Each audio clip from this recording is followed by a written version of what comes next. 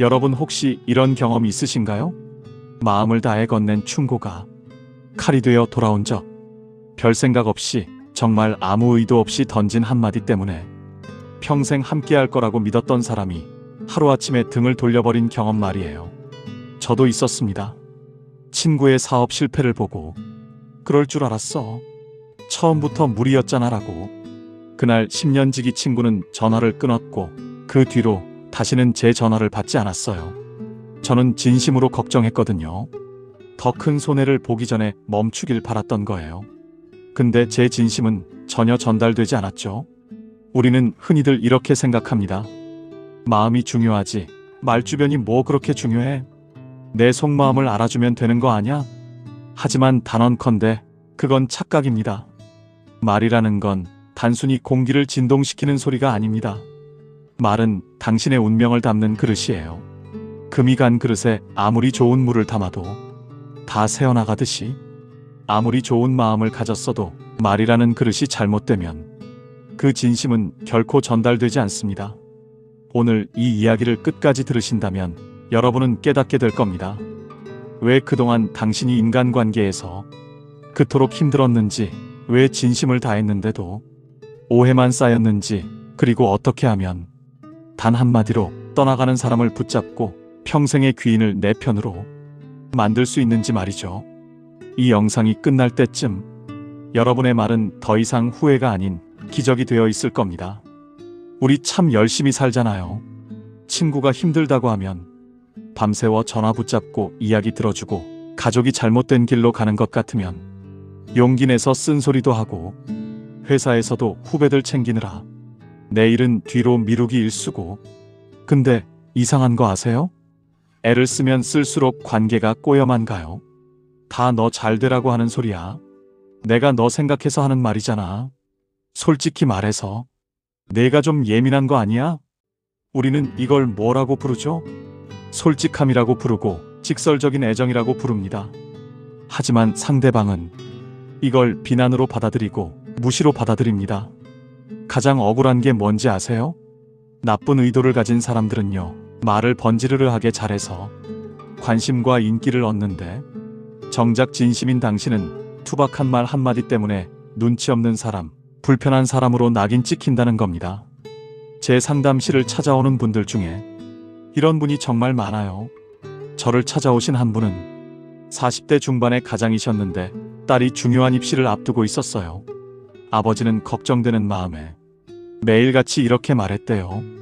공부는 하고 있냐? 요즘 경쟁률이 얼마나 센데?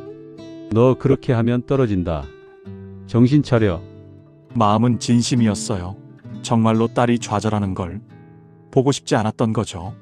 근데 딸은 그 아버지한테 이렇게 말했대요. 아빠는 항상 날 믿어주지 않아. 나한테는 잔소리밖에 안 해. 그 아버지는 제 앞에서 눈물을 보이시더라고요. 선생님, 저는 정말 딸아이가 잘 됐으면 하는 마음뿐이었는데요. 이게 우리의 현실입니다. 문제는 당신의 마음이 아니에요. 마음은 이미 충분히 좋아요. 충분히 깊고 충분히 진심이에요. 문제는 그 마음을 전달하는 방식입니다. 당신의 말그릇에 금이가 있었던 거예요. 금간 그릇에는 아무리 깨끗한 물을 부어도 결국 다 새어나가고 바닥만 남게 되죠. 그럼 어떻게 해야 할까요? 대체 무엇이 문제이고 어떻게 고쳐야 하는 걸까요? 이 답을 찾기 위해 지금부터 2500년 전으로 거슬러 올라갈 겁니다. 동양의 고전 명심보감에는 이런 구절이 나옵니다. 구시화지문이요, 설시참 신도라. 입은 재앙을 불러들이는 문이요, 혀는 몸을 베는 칼이라는 뜻이에요. 2500년 전 공자께서도 말씀하셨죠. 교원영색, 선해인. 말을 교묘하게 꾸미고 얼굴빛을 좋게 하는 사람 중에 진짜 어진 사람은 드물다. 여기까지 들으시면 보통 이렇게 생각하세요. 아, 그럼 말을 적게 해야 하는구나. 입 다물고 사는 게 상책이네. 그런데 이게 큰 오해입니다. 옛 성인들이 말 조심하라고 한 건 단순히 말수를 줄여라, 입 닥치고 살아라는 소극적인 의미가 아닙니다. 그들이 정말로 꿰뚫어 본 본질은 말은 곧 그 사람 내면의 투영이라는 겁니다. 말이 거칠다는 건 성격 자체가 급해서가 아닙니다. 내면의 수양이 부족해서 마음이 불안하기 때문이에요. 남을 깎아내리는 말을 습관처럼 하는 사람은 사실 자존감이 바닥나 있어서 타인을 밟고서라도 우위에 서고 싶은 비명을 지르는 겁니다. 제가 아는 분 중에 이런 분이 있었어요. 회사에서 만나면 항상 다른 사람 흉을 보는 거예요. 그 사람은 일도 제대로 못하면서 아부만 잘해. 저 팀장은 능력도 없으면서 자리만 꿰차고 있어. 처음엔 그분이 정의롭고 똑부러진 사람인 줄 알았어요. 근데 시간이 지나면서 알게 됐죠. 그분은 자신이 인정받지 못한다는 두려움 때문에 다른 사람을 깎아내림으로써 자신을 위로하고 있었던 겁니다. 춘추전국 시대의 사상가 한비자는 말의 핵심을 영린에서 찾았습니다. 영린이 뭔지 아세요? 용의 목에 거꾸로 난 비늘이에요. 용은요, 평소엔 온순한 동물입니다. 하늘을 날고 비를 내리고 사람들에게 복을 주죠. 근데 이 영린을 건드리는 순간 용은 반드시 그 사람을 죽입니다.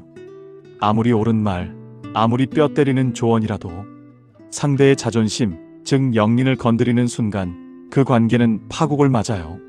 한 CEO가 있었어요. 그 회사의 창업자였죠. 임원회의에서 부하 직원이 이렇게 말했습니다. 사장님, 요즘 시대는 변했습니다. 사장님 방식은 이제 통하지 않아요. 젊은 세대의 관점에서 접근해야 합니다. 객관적으로 보면 틀린 말이 아닌 맞는 말입니다. 그 직원은 회사를 위해 한 말이었어요. 근데 그 CEO는 어땠을까요? 자신이 평생 쌓아온 경영 철학을 부정당했다고 느낀 거예요. 결과는 그 직원은 한 달 뒤 회사를 나가야 했습니다. 우리는 너무나 쉽게 타인의 영린을 건드려요. 너를 위해서라는 핑계로 말입니다. 그럼 대체 어떻게 해야 할까요? 입을 다물고 살 수도 없는 노릇이고 솔직하게 말하면 관계가 깨지고 정답이 있긴 한 걸까요? 네, 있습니다. 그것도 아주 구체적인 방법이 있습니다. 여기서 많은 분들이 놓치는 충격적인 반전이 있습니다. 인간관계의 고수들은요, 말을 잘하는 사람이 아니에요. 말을 머무르게 하는 사람입니다. 무슨 뜻이냐면요, 말을 잘하는 사람은 말을 많이 하고 화려하게 하죠. 근데 말을 머무르게 하는 사람은 딱 필요한 한마디를 적절한 타이밍에 적절한 방식으로 합니다. 그래서 그 한마디가 상대의 마음속에 오래오래 머물러요. 지금부터 제가 여러분께 구체적인 방법 4가지를 알려드리겠습니다. 말을 하기 전에 3초만 멈추세요. 뇌과학자들이 밝혀낸 사실이 있어요. 감정이 요동칠 때 입 밖으로 나오는 말은 99% 후회할 말이래요. 왜냐면요, 그 말은 이성이 아닌 편도체에서 나오는 말이거든요. 편도체는 감정을 관장하는 뇌의 부위인데 여기가 활성화되면 우리는 공격적이 되고 방어적이 되고 충동적이 돼요. 실제로 제가 실험을 해봤습니다. 부부 상담을 하는데 서로 대화만 하면 싸우는 부부가 왔습니다. 저는 이분들한테 딱 한 가지만 주문했어요. 상대방이 말하면 바로 대답하지 마세요. 속으로 하나, 둘, 셋을 세고 나서 대답하세요. 처음엔 어색해 하시더군요. 근데 신기한 일이 일어났습니다. 당신은 왜 맨날 나한테만 잔소리야? 라고 하면 예전 같으면 아내가 바로 내가 언제 잔소리했어? 당신이 안 들어서 그렇지 라고 받아쳤을 거예요. 근데 3초를 세고 나니까 당신이 그렇게 느꼈구나. 내가 그렇게 들렸어? 라고 답하더라고요. 싸움이 대화가 됐어요. 이 3초의 침묵은요, 당신의 말을 감정해서 이성으로 정화하는 필터가 됩니다. 이 짧은 호흡이 당신을 가벼운 사람에서 신중하고 깊이 있는 사람으로 바꿔놓습니다. 두 번째로 옳은 말보다 알아주는 말을 해야 합니다. 이게 핵심입니다. 사람은 누구나 자신이 옳다고 믿고 싶어 합니다. 설령 잘못했다는 걸 본인도 알고 있어도 타인에게 지적당하는 순간 방어기제가 작동합니다. 친구가 하소연해요. 나 상사한테 혼났어. 정말 억울해. 내가 뭘 잘못했는지 모르겠어. 여기서 우리가 흔히 하는 실수가 뭔지 아십니까? 그래도 내가 좀 잘못한 것도 있잖아. 사장 입장에서 생각해봐. 그럴 수도 있지. 다음부턴 이렇게 해봐. 이렇게 말하는 순간 친구는 문을 닫습니다. 이 사람도 내 편이 아니구나 라고 생각하는 거죠. 그럼 뭐라고 해야 할까요? 그랬구나. 내 입장에서는 정말 억울했겠다. 상사가 그런 식으로 말하면 누구라도 기분 나쁘지? 정말 힘들었겠어. 그냥 이것만 해주면 돼요. 해결책을 주는 게 아니에요. 감정을 있는 그대로 인정해주는 거예요. 이게 패배일까요? 아니요. 오히려 상대를 내 편으로 만드는 가장 고단수의 전략입니다. 니체가 뭐라고 했죠? 그대가 시면을 들여다보면 시면도 그대를 들여다본다. 상대의 아픔을 진심으로 들여다보고 공감해주는 그 한마디가 상대의 영혼을 울리고 당신을 대체 불가능한 존재로 만듭니다. 세 번째는 쿠션 언어의 힘입니다. 똑같은 내용이라도 어떻게 포장하느냐에 따라 전달력은 완전히 달라집니다. 쿠션 언어는 앞에 부드러운 쿠션을 깔아주는 겁니다. 예를 들어 볼게요. 부하 직원이 실수를 한 상황입니다. 보고서에 오타가 너무 많아 질책하는 상황일 때 첫 번째 상사는 이게 뭐야? 죄다 오타 투성이고 다시 해와. 두 번째 상사는 수고했어요. 내용은 정말 좋은데 혹시 시간이 되면 오타 한 번만 더 확인해 줄 수 있을까요? 이 보고서가 더 빛날 것 같아서요. 어떤 말이 더 동기를 부여할까요? 당연히 두 번째 상사일 겁니다. 첫 번째 상사는 지적이고 두 번째 상사는 코칭이에요. 첫 번째 상사는 직원을 움츠러들게 하고 두 번째 상사는 직원을 성장시킵니다. 쿠션 언어의 공식을 알려드릴게요. 첫 번째 긍정 한번 수고했어요. 노력이 보여요. 두 번째 본론 다만 이 부분은 세 번째 격려 한번. 다음엔 더 좋아질 거예요. 믿어요. 이 공식만 기억하세요. 그리고 네 번째 타이밍의 기술입니다. 아무리 좋은 말도 타이밍이 잘못되면 독이 됩니다. 친구가 이별을 했어요. 눈물을 흘리며 전화를 걸어왔어요. 이때 괜찮아. 더 좋은 사람 만날 거야 라고 하면 위로가 아니라 무시가 돼요.